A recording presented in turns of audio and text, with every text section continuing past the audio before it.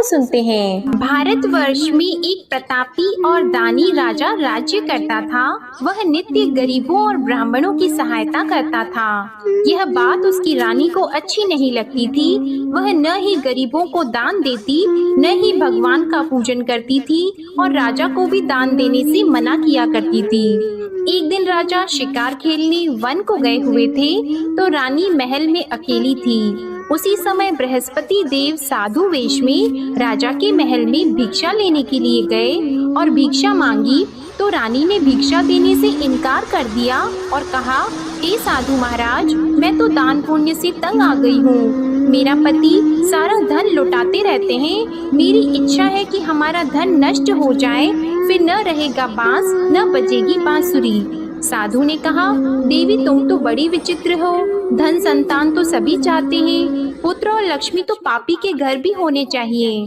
यदि तुम्हारे पास अधिक धन है तो भूखों को भोजन दो, प्यासों के लिए प्याऊ बनवाओ, मुसाफिरों के लिए धर्मशालाएं खुलवाओ। जो निर्धन अपनी कुंवारी कन्याओं का विवाह नहीं कर सकते, उनका विवाह करा दो। ऐसे और कई काम हैं जिनके करने से तुम्हारा यश लोक और परलोक में फैलेगा। परंतु रानी पर उपदेश का कोई प्रभाव नहीं पड़ा। वह बोली, महाराज, आप मुझे कुछ न समझाएं। मैं ऐसा धन नहीं चाहती जो हर जगह बांटती फिरूं। साधु ने उत्तर दिया, यदि तुम्हारी ऐसी इच्छा है तो तथास्तु। तुम ऐसा करना कि बृहस्पतिवार को घर लीपकर पीली मिट्टी से अपना सिर धोकर स्नान करना, भट्टी चढ़ाकर कपड़े धोना। ऐसा करने से आपका सारा धन नष्ट हो जाएगा। इतना कहकर वह साधु महाराज वहाँ से आलोक हो गए और साधु के अनुसार कही बातों को पूरा करते हुए रानी को केवल 3 बृहस्पतिवार ही बीते थे कि उसकी समस्त धन संपत्ति नष्ट हो गई। भोजन के लिए राजा का परिवार तरसने लगा। तब एक दिन राजा ने रानी से बोला कि हे रानी, तुम यहीं रहो, मैं दूसरे देश को जाता हूँ, क्योंकि यहाँ पर सभी लोग मुझे जानते हैं, इसलिए मैं कोई छोटा कार्य नहीं कर सकता। ऐसा कहकर राजा परदेश चला गया। वहाँ वह जंगल से लकड़ी काट कर लाता और शहर में बेचता था। इस तरह वह अपना जीवन व्यतीत करने लगा। इधर राजा के परदेश जाते ही रानी और दासी दुखी रहने लगी। एक बार जब रानी और दासी को 7 दिन तक बिना भोजन के रहना पड़ा, तो रानी ने अपनी दासी से कहा, हे दासी, पास ही के नगर में मेरी बहन रहती है, वह बड़ी धनवान है। तू उसके पास जा और कुछ लेकर आ, ताकि थोड़ा बहुत गुजार बसर हो सके। रानी दासी की बहन के पास गई। उस दिन गुरुवार था और रानी की बहन उस समय बृहस्पतिवार व्रत की कथा सुन रही थी। दासी ने रानी की बहन को अपनी रानी का संदेश दिया, लेकिन रानी की बड़ी बहन ने कोई उत्तर नहीं दिया। जब दासी को रानी की बहन से कोई उत्तर नहीं मिला, तो वह बहुत दुखी हुई और उसे क्रोध भी आया। दासी ने वापस आकर रानी को सारी बात बता दी। सुनकर रानी ने अपने भाग्य को कोसा। उधर रानी की बहन ने सोचा कि मेरी बहन की दासी आई थी, परंतु मैं उससे नहीं बोली, इससे वह बहुत दुखी हुई होगी। कथा सुनकर और पूजन समाप्त करके वह अपनी बहन के घर आई और कहने लगी, हे बहन, मैं बृहस्पतिवार का व्रत कर रही थी। तुम्हारी दासी मेरे घर आई थी, परंतु जब तक कथा होती है तब तक न तो उठते हैं और न ही बोलते हैं, इसलिए मैं नहीं बोली। कहो दासी क्यों गई थी? रानी बोली, बहन, तुमसे क्या छिपाऊं, हमारे घर में खाने तक को अनाज नहीं था। ऐसा कहते कहते रानी की आंखें भर आई। उसने दासी समेत पिछले 7 दिनों से भूखे रहने तक की बात अपनी बहन को विस्तार पूर्वक सुना दी। रानी की बहन बोली, देखो बहन, भगवान बृहस्पति सबकी मनोकामना को पूर्ण करते हैं। देखो, शायद तुम्हारे घर में अनाज रखा हो। पहले तो रानी को विश्वास नहीं हुआ, पर बहन के आग्रह करने पर उसने अपनी दासी को अंदर भेजा तो उसे सचमुच अनाज से भरा एक घड़ा मिल गया। यह देखकर दासी को बड़ी हैरानी हुई। दासी रानी से कहने लगी, हे रानी, जब हमको भोजन नहीं मिलता तो हम व्रत ही तो करते हैं, इसलिए क्यों न इनसे व्रत और कथा की विधि पूछ ली जाए, ताकि हम भी व्रत कर सकें। तब रानी ने अपनी बहन से बृहस्पतिवार व्रत के बारे में पूछा उसकी बहन ने बताया, बृहस्पतिवार के व्रत में चने की दाल और मुनक्का से विष्णु भगवान का केले की जड़ में पूजन करें तथा दीपक जलाएं, व्रत कथा सुने और पीला भोजन ही करें। इससे बृहस्पति देव प्रसन्न होते हैं। और व्रत और पूजन विधि बताकर रानी की बहन अपने घर को लौट गई। 7 दिन के बाद जब गुरुवार आया तो रानी और दासी ने व्रत रखा। घुड़साल में जाकर चना और गुड़ लेकर आई, फिर उससे केले की जड़ तथा विष्णु भगवान का पूजन किया। अब पीला भोजन कहाँ से आए, इस बात को लेकर दोनों बहुत दुखी थी। क्योंकि उन्होंने व्रत रखा था, इसलिए बृहस्पति देव उनसे प्रसन्न थे। इसलिए वे एक साधारण व्यक्ति का रूप धारण करके 2 थालों में सुंदर पीला भोजन दासी को दे गए। भोजन पाकर दासी बहुत प्रसन्न हुई और फिर रानी के साथ मिलकर भोजन ग्रहण किया। उसके बाद वे सभी गुरुवार को व्रत और पूजन करने लगी। बृहस्पति भगवान की कृपा से उनके पास फिर से धन संपत्ति आ गई, परंतु रानी फिर से पहले की तरह आलस्य करने लगी। तब दासी बोली, देखो रानी, तुम पहले भी इस प्रकार आलस्य करती थी, तुम्हें धन रखने में कष्ट होता था, इस कारण सभी धन नष्ट हो गया, और अब जब भगवान बृहस्पति की कृपा से धन मिला है तो तुम्हें फिर से आलस्य होता है। रानी को समझाते हुए दासी कहती हैं कि बड़ी मुसीबतों के बाद हमने यह धन पाया है, इसलिए हमें दान पुण्य करना चाहिए, भूखे मनुष्यों को भोजन कराना चाहिए और धन को शुभ कार्यों में खर्च करना चाहिए, जिससे तुम्हारे कुल का यश बढ़ेगा, स्वर्ग की प्राप्ति होगी और पितृ प्रसन्न होंगे। दासी की बात मानकर रानी अपना धन शुभ कार्यों में खर्च करने लगी, जिससे पूरे नगर में उसका यश फैलने लगा। उधर एक दिन राजा दुखी होकर जंगल में एक पेड़ के नीचे आसन जमाकर बैठ गया। वह अपनी दशा को याद करके व्याकुल होने लगा। बृहस्पतिवार का दिन था। एकाएक उसने देखा कि निर्जन वन में एक साधु प्रकट हुए। वह साधु वेश में स्वयं बृहस्पति देवता थे। लकड़हारे के सामने आकर बोले, हे लकड़हारे, इस सुनसान जंगल में तू इतना चिंता मग्न क्यों बैठा है? लकड़हारे ने दोनों हाथ जोड़कर प्रणाम किया और उत्तर दिया, महात्मा जी, आप सब कुछ जानते हैं, मैं क्या कहूँ। यह कहकर रोने लगा और साधु को अपनी आत्म कथा सुनाई। महात्मा जी ने कहा, तुम्हारी स्त्री ने बृहस्पतिवार के दिन बृहस्पति भगवान का निरादर किया है, जिसके कारण रुष्ट होकर उन्होंने तुम्हारी यह दशा कर दी। अब तुम चिंता को दूर करके मेरे कहने पर चलो तो तुम्हारे सब कष्ट दूर हो जाएंगे और भगवान पहले से भी अधिक संपत्ति देंगे। तुम बृहस्पति के दिन कथा किया करो, 2 पैसे के चने मुनक्का लाकर उसका प्रसाद बनाओ और शुद्ध जल से लोटे में शक्कर मिलाकर अमृत तैयार करो। कथा के पश्चात अपने सारे परिवार और सुनने वाले प्रेमियों में अमृत व प्रसाद को बांटकर खुद भी ग्रहण करो। ऐसा करने से भगवान तुम्हारी सब मनोकामनाएं पूरी करेंगे। साधु के ऐसे वचन सुनकर लकड़हारा बोला, हे प्रभु, मुझे लकड़ी बेचकर इतना पैसा नहीं मिलता जिससे भोजन के उपरांत कुछ बचा सकूं। मैंने रात्रि में अपनी स्त्री को व्याकुल देखा है, मेरे पास कुछ भी नहीं जिससे मैं उसकी खबर मंगा सकूं। और फिर मैं बृहस्पति देव की क्या कहानी सुनूं? मुझको तो कुछ भी मालूम नहीं है। साधु ने कहा, हे लकड़हारी, तुम किसी बात की चिंता मत करो। बृहस्पतिवार के दिन तुम रोजाना की तरह लकड़ियां लेकर शहर को जाओ। तुमको रोज से दुगना धन प्राप्त होगा, जिससे तुम भली भांति भोजन कर लोगे और बृहस्पति देव की पूजा का सामान भी आ जाएगा। बृहस्पति देव की कथा इस प्रकार है, सुनो। प्राचीन काल में एक ब्राह्मण रहता था। वह बहुत निर्धन था। उसकी कोई संतान नहीं थी। उसकी स्त्री बहुत मलिनता के साथ रहती थी। वह स्नान नहीं करती, किसी देवता का पूजन नहीं करती। इससे ब्राह्मण देवता बड़े दुखी थे। बेचारे बहुत कुछ कहते थे, किंतु उसका कुछ परिणाम नहीं निकला। भगवान की कृपा से ब्राह्मण की स्त्री के कन्या रूपी रत्न पैदा हुआ। कन्या बड़ी होने पर प्रातः स्नान करके विष्णु भगवान का जाप और बृहस्पतिवार का व्रत करने लगी। अपने पूजन पाठ को समाप्त करके विद्यालय जाती तो अपनी मुट्ठी में जौ भर के ले जाती और पाठशाला के मार्ग में डालती जाती। तब ये जौ स्वर्ण के हो जाते तो लौटते समय उनको बीन कर घर ले आती। एक दिन वह बालिका सूप में उस सोने की जौ को फटक कर साफ कर रही थी कि उसके पिता ने देख लिया और कहा, हे बेटी, सोने की जौ के लिए सोने का सूप होना चाहिए। दूसरे दिन बृहस्पतिवार था। इस कन्या ने व्रत रखा और बृहस्पति देव से प्रार्थना करके कहा, मैंने आपकी पूजा सच्चे मन से की है, तो मेरे लिए सोने का सूप दे दो। बृहस्पति देव ने उसकी प्रार्थना स्वीकार कर ली। रोजाना की तरह वह कन्या जौ फैलाती हुई जाने लगी। जब लौटकर जौ बीन रही थी, तो बृहस्पति देव की कृपा से सोने का सूप मिला। उसे वह घर ले आई और उसमें जौ साफ करने लगी, परंतु उसकी माँ का वही ढंग रहा। एक दिन की बात है कि वह कन्या सोने के सूप में जौ साफ कर रही थी। उस समय उस शहर का राजपुत्र वहां से होकर निकला। इस कन्या के रूप और कार्य को देखकर मोहित हो गया और अपने घर आकर भोजन और जल त्याग कर उदास होकर लेट गया।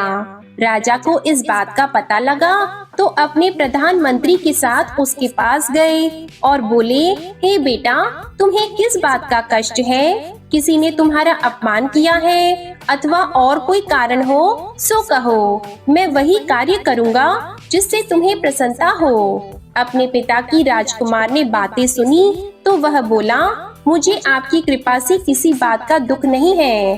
किसी ने मेरा अपमान नहीं किया है, परंतु मैं उस लड़की से विवाह करना चाहता हूँ जो सोने के सूप में जौ साफ कर रही थी। यह सुनकर राजा आश्चर्य में पड़ गया और बोला, हे बेटा, इस तरह की कन्या का पता तुम ही लगाओ, मैं उसके साथ तेरा विवाह अवश्य ही करवा दूंगा। राजकुमार ने उस लड़की के घर का पता बताया। तब मंत्री उस लड़की के घर गए और ब्राह्मण देवता को सभी हाल बताया। ब्राह्मण देवता राजकुमार के साथ अपनी कन्या का विवाह करने के लिए तैयार हो गए तथा विधि विधान के अनुसार ब्राह्मण की कन्या का विवाह राजकुमार के साथ हो गया। कन्या के घर से जाते ही पहले की भांति उस ब्राह्मण देवता के घर में गरीबी का निवास हो गया। अब भोजन के लिए भी अन्न बड़ी मुश्किल से मिलता था। एक दिन दुखी होकर ब्राह्मण देवता अपनी पुत्री के पास गए। बेटी ने पिता की दुखी अवस्था को देखा और अपनी माँ का हाल पूछा। तब ब्राह्मण ने भी सभी हाल कहा। कन्या ने बहुत सा धन देकर अपने पिता को विदा कर दिया। इस तरह ब्राह्मण का कुछ समय सुखपूर्वक व्यतीत हुआ। कुछ दिन के बाद फिर वही हाल हो गया। ब्राह्मण फिर अपनी कन्या के यहाँ गया और सारा हाल कहा तो लड़की बोली, हे पिताजी, आप माताजी को यहाँ ले आओ, मैं उन्हें विधि बता दूंगी जिससे उनकी गरीबी दूर हो जाए। वह ब्राह्मण देवता अपनी स्त्री को साथ लेकर पहुँचे तो अपनी माँ को समझाने लगी कि हे माँ, तुम प्रातः काल प्रथम स्नान आदि करके विष्णु भगवान का पूजन करो तो सब दरिद्रता दूर हो जाएगी। परंतु उसकी माँ ने एक भी बात नहीं मानी और प्रातः काल उठकर अपनी पुत्री के बच्चों की जूठन को खा लिया। इससे उसकी पुत्री को भी बहुत गुस्सा आया। उसने एक रात को एक कोठरी से सारा सामान निकाल दिया और अपनी माँ को उसमें बंद कर दिया। प्रातः उसमें से उसे निकाला तो स्नान आदि करा के पूजा पाठ करवाया तो उसकी माँ की बुद्धि ठीक हो गई। इसके बाद वह नियम से पूजा पाठ करती और प्रत्येक बृहस्पतिवार को व्रत रखने लगी। इस व्रत के प्रभाव से उसकी माता और पिता बहुत ही धनवान और पुत्रवान हो गए और बृहस्पति देवता के प्रभाव से इस लोक के सुख को भोगकर अंत में स्वर्ग को प्राप्त हुए। इस तरह कहानी कहकर साधु देवता वहाँ से अंतर्ध्यान हो गए। धीरे धीरे समय व्यतीत होने पर फिर वही बृहस्पतिवार का दिन आया। लकड़हारा जंगल से लकड़ी काटकर किसी शहर में बेचने गया। उसे उस दिन और दिन से अधिक पैसा मिला। राजा ने चना गुड़ आदि लाकर गुरुवार का व्रत किया। उस दिन से उसके सभी क्लेश दूर हो गए। परंतु जब दोबारा गुरुवार का दिन आया तो बृहस्पतिवार का व्रत करना भूल गया। इस कारण बृहस्पति भगवान नाराज हो गए। उस दिन उस नगर के राजा ने विशाल यज्ञ का आयोजन किया था तथा शहर में ये घोषणा करा दी कि कोई भी मनुष्य अपने घर में भोजन न बनवाए, न आग जलाए। समस्त जनता मेरे यहाँ भोजन करने आए। इस आज्ञा को जो न मानेगा उसे फांसी की सजा दी जाएगी। इस तरह की घोषणा संपूर्ण नगर में करवा दी गई। राजा की आज्ञा के अनुसार शहर के सभी लोग भोजन करने गए, लेकिन लकड़हारा कुछ देर से पहुंचा, इसलिए राजा उसको अपने साथ घर लेके गए और ले जाकर भोजन करा रहे थे तो रानी की दृष्टि उस खूंटी पर पड़ी जिस पर उसका हार लटका हुआ था। वह वहाँ पर दिखाई नहीं दिया। रानी ने निश्चय किया कि मेरा हार इस मनुष्य ने चुरा लिया है। उसी समय सिपाहियों को बुलाकर उसको कारागार में डलवा दिया। जब लकड़हारा कारागार में पड़ गया और बहुत दुखी होकर विचार करने लगा कि न जाने कौन से पूर्व जन्म के कर्म से मुझे यह दुख प्राप्त हुआ है, और उसी साधु को याद करने लगा जो कि जंगल में मिला था। उसी समय तत्काल बृहस्पति देव साधु के रूप में प्रकट हुए और उसकी दशा को देखकर कहने लगे, अरे मूर्ख, तूने बृहस्पति देव की कथा नहीं करी, इस कारण तुझे दुख प्राप्त हुआ है। अब चिंता मत कर, बृहस्पतिवार के दिन कारागार के दरवाजे पर 4 पैसे पड़े मिलेंगे, उनसे तू बृहस्पति देव की पूजा करना, तेरे सभी कष्ट दूर हो जाएंगे। बृहस्पतिवार के दिन उसे 4 पैसे मिले। लकड़हारे ने कथा कही। उसी रात्रि को बृहस्पति देव ने उस नगर के राजा को स्वप्न में कहा, हे राजा, तुमने जिस आदमी को कारागार में बंद कर दिया है वह निर्दोष है, वह राजा है, उसे छोड़ देना। रानी का हार उसी खूंटी पर लटका है, अगर तू ऐसा नहीं करेगा तो मैं तेरे राज्य को नष्ट कर दूंगा। इस तरह रात्रि के स्वप्न को देखकर राजा प्रातः काल उठा और खूंटी पर हार देखकर लकड़हारे को बुलाकर क्षमा मांगी और लकड़हारे को योग्य सुंदर वस्त्र आभूषण देकर विदा कर दिया। बृहस्पति देव की आज्ञा के अनुसार लकड़हारा अपने नगर को चल दिया। राजा जब अपने नगर के निकट पहुंचा तो उसे बड़ा आश्चर्य हुआ। नगर में पहले से अधिक बाग, तालाब, कुएं तथा बहुत सी धर्मशाला, मंदिर आदि बन गई हैं। राजा ने पूछा, यह किसका बाग और धर्मशाला है? तब नगर के सब लोग कहने लगे, यह सब रानी और बंदी के हैं। तो राजा को आश्चर्य हुआ और गुस्सा भी आया। जब रानी ने यह खबर सुनी कि राजा आ रहे हैं तो उन्होंने दासी से कहा, हे दासी, देख राजा हमको कितनी बुरी हालत में छोड़ गए थे, हमारी ऐसी हालत देखकर वह लौट न जाएं, इसलिए तू दरवाजे पर खड़ी हो जा। आज्ञा के अनुसार दासी दरवाजे पर खड़ी हो गई। राजा आए तो उन्हें अपने साथ लेकर आई। तब राजा ने क्रोध करके अपनी रानी से पूछा कि यह धन तुम्हें कैसे प्राप्त हुआ है? तब उन्होंने कहा, हमें यह सब धन बृहस्पति देव के इस व्रत के प्रभाव से प्राप्त हुआ है। राजा ने निश्चय किया कि 7 रोज बाद तो सभी बृहस्पति देव का पूजन करते हैं, परंतु मैं प्रतिदिन दिन में 3 बार कहानी और रोज व्रत किया करूँगा। अब हर समय राजा के दुपट्टे में चने की दाल बंधी रहती और दिन में 3 बार कहानी कहते। एक रोज राजा ने विचार किया कि चलो अपनी बहन के यहाँ हो आवे। इस तरह निश्चय करके राजा घोड़े पर सवार होकर अपनी बहन के यहाँ को चलने लगा। मार्ग में उसने देखा कि कुछ आदमी एक मुर्दे को लिए जा रहे हैं। उन्हें रोककर राजा कहने लगा, अरे भाइयों, मेरी बृहस्पति देव की कथा सुन लो। वे बोले, लो हमारा तो आदमी मर गया है, इसको अपनी कथा की पड़ी है। परंतु कुछ आदमी बोले, अच्छा कहो, हम तुम्हारी कथा भी सुनेंगे। राजा ने दाल निकाली और जब कथा आधी हुई थी कि मुर्दा हिलने लग गया, और जब कथा समाप्त हो गई तो राम राम करके मनुष्य उठकर खड़ा हो गया। आगे मार्ग में उसे एक किसान खेत में हल चलाता मिला तो राजा ने उसे देखकर बोला, अरे भैया, तुम मेरी बृहस्पतिवार की कथा सुन लो। किसान बोला, जब तक मैं तेरी कथा सुनूंगा तब तक 4 हरैया जोत लूंगा, जा अपनी कथा किसी और को सुनाना। इस तरह राजा आगे चलने लगा। राजा के हटते ही बैल पछाड़ खाकर गिर गए और किसान के पेट में बड़ी जोर का दर्द होने लगा। उस समय उसकी माँ रोटी लेकर आई और उसने जब यह देखा तो अपने पुत्र से सब हाल पूछा और बेटे ने सभी हाल कह दिया। तो बुढ़िया दौड़ी दौड़ी उस घुड़सवार के पास गई और उससे बोली कि मैं तेरी कथा सुनूंगी, तू अपनी कथा मेरे खेत पर चलकर ही कहना। राजा ने बुढ़िया के खेत पर जाकर कथा कही, जिसके सुनते ही वह बैल उठकर खड़े हुए तथा किसान के पेट का दर्द भी बंद हो गया। राजा अपनी बहन के घर पहुंचा। बहन ने भाई की खूब मेहमानी की। दूसरे रोज प्रातः काल राजा जगा तो वह देखने लगा कि सब लोग भोजन कर रहे हैं। राजा ने अपनी बहन से कहा, ऐसा कोई मनुष्य है जिसने भोजन नहीं किया हो? मेरे बृहस्पतिवार की कथा सुन ले।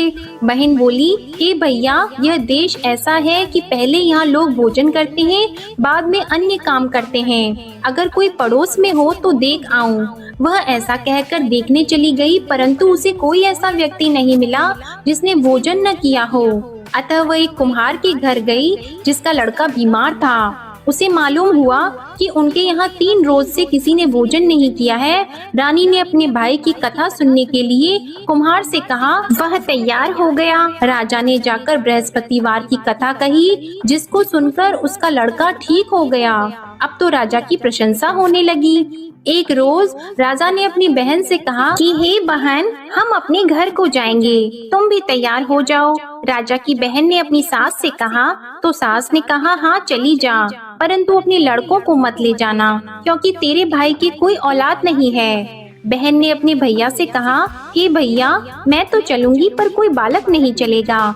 तो राजा बोला, जब कोई बालक नहीं चलेगा तब तुम ही क्या करोगी? बड़े दुखी मन से राजा अपने नगर को लौट आया। राजा ने अपनी रानी से कहा, हम निर्वंशी हैं, हमारा मुंह देखने का धर्म नहीं है और कुछ भोजन आदि नहीं किया है। रानी बोली, हे प्रभु, बृहस्पति देव ने हमें सब कुछ दिया है, वह हमें औलाद अवश्य देंगे। उसी रात को बृहस्पति देव ने राजा से स्वप्न में कहा, हे राजा उठो, सभी सोच त्याग दो, तेरी रानी गर्भ से है। राजा को यह बात सुनकर बड़ी खुशी हुई। 9वें महीने में उसके गर्भ से एक सुंदर पुत्र पैदा हुआ।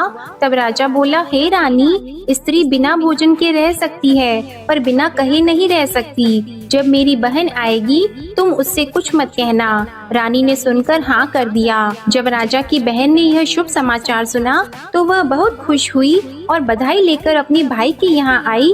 तभी रानी ने कहा, घोड़ा चढ़कर तो नहीं आई है, गधा चढ़कर आई है। राजा की बहन बोली, भाभी, मैं इस प्रकार न कहती तो तुम्हें औलाद कैसे मिलती? बृहस्पति देव ऐसे ही हैं, जैसी जिसके मन में कामनाएं हैं सभी को पूर्ण करते हैं। जो सद्भावना पूर्वक बृहस्पतिवार का व्रत करता है एवं कथा पढ़ता है अथवा सुनता है, दूसरों को सुनाता है, बृहस्पति देव उनकी सभी मनोकामनाएं पूर्ण करते हैं। बृहस्पति देव उनकी सदैव रक्षा करते हैं।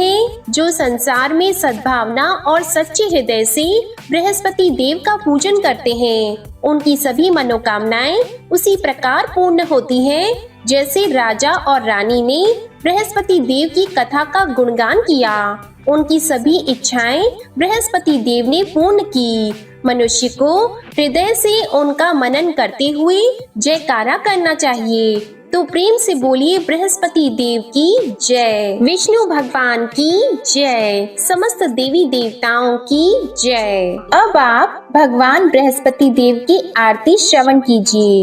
ओम जय बृहस्पति देवा, ओम जय बृहस्पति देवा, छिन छिन भोग लगाओ, कदली फल मेवा। ओम जय बृहस्पति देवा, तुम पूर्ण परमात्मा, तुम अंतर्यामी, जगत पिता जगदीश्वर, तुम सबके स्वामी। ओम जय बृहस्पति देवा, चरणामृत निज निर्मल, सब पातक हरता, सकल मनोरथ दायक, कृपा करो भरता। ओम जय बृहस्पति देवा, तन मन धन अर्पण कर, जो जन शरण पड़े, प्रभु प्रकट तब होकर, आकर द्वार खड़े। ओम जय बृहस्पति देवा, दीन दयाल दयानिधि, भक्तन हितकारी, पाप दोष सब हरता, भव बंधन हारी। ओम जय बृहस्पति देवा, सकल मनोरथ दायक सब संशय तारो, विषय विकार मिटाओ संतन सुखकारी।